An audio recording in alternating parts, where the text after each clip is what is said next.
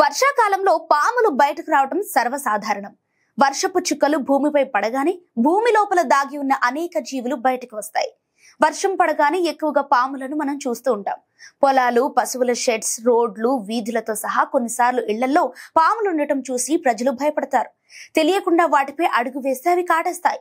పాములలో కొన్ని విషపూరితమైనవి కూడా ఉండగా మరికొన్ని విషరహితమైనవి కూడా ఉన్నాయి. ప్రతి పాము విషపూరితమైనదని, అది కరిస్తే మరణం ఖాయమని చాలా మంది అనుకుంటారు. కానీ ఇది పూర్తిగా తప్పు.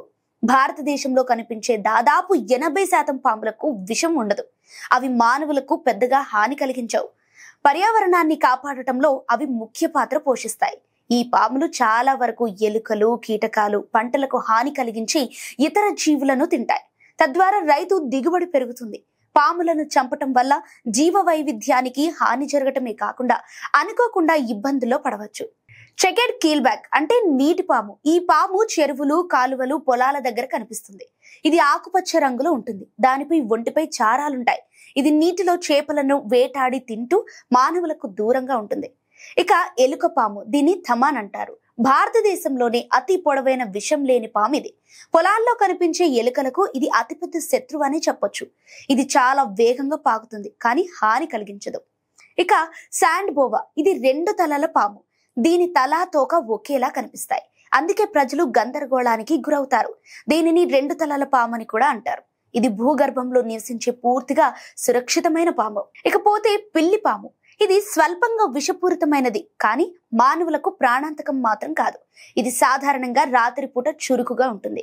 ఈ పాము చెట్లపై నివసిస్తుంది. ఇది అతి చిన్న పాము. దీనిని ఒక కీటకం అని భావించి ప్రజలు నలిపేస్తారు. ఇది భూమి కింద నివసిస్తుంది. చాలా అమాయకమైన పాము ఇది. నెక్స్ట్ తోడేలు పాము. ఇది క్రైట్నో అంటే కట్ల పామును పోలి ఉంటుంది. ఇది ప్రజలను గందరగోళానికి గురి చేస్తుంది, కానీ విషపూరితమైనదైతే కాదు. ఈ పామును అక్రమ వ్యాపారంకు ఉపయోగిస్తారు. మీకు పాము కనిపిస్తే చంపటానికి బదులుగా అటవీ శాఖకు లేదా స్థానిక స్నేక్ క్యాచర్ కు కాల్ చేయండి.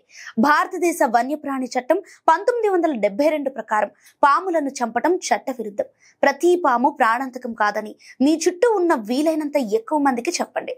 పామును చంపే ముందు అది విషపూరితమైనదా, లేదా మీ పంటలను కాపాడుతుందా, లేదా ప్రకృతి సమతుల్యతను కాపాడుతుందా అని ఓసారి ఆలోచించండి.